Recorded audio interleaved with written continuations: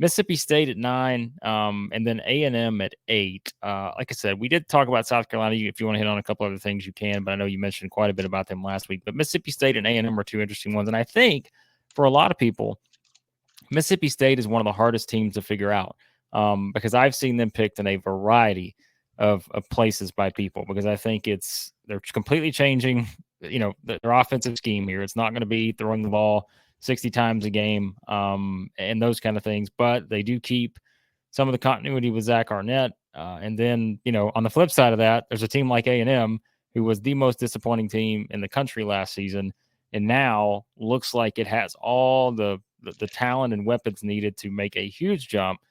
It's just a matter of can they do it. So I do find A&M and Mississippi State and I like that they're grouped here at 8 and 9 to be two of the most, kind of interesting teams heading into the season.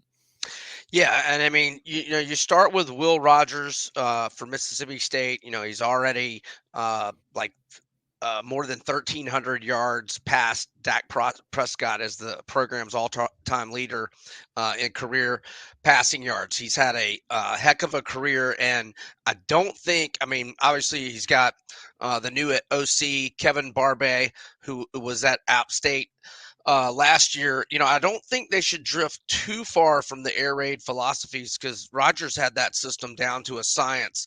But they're obviously going to run the ball more, and that plays into them being a hard team to predict because we really don't know Zach Arnett. We got to see him a one-game sample against Illinois of his head coaching decisions and whatnot.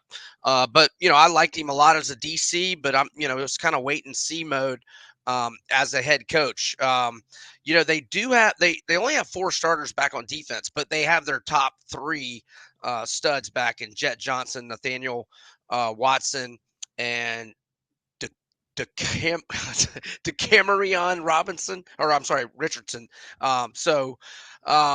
And Arnett, that's his side of the ball.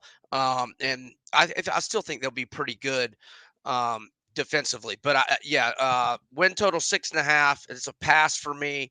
They did get 11 transfers, 10 guys from Power 5 programs, but only ranked 37th in terms of transfer specific rankings from 247 Sports.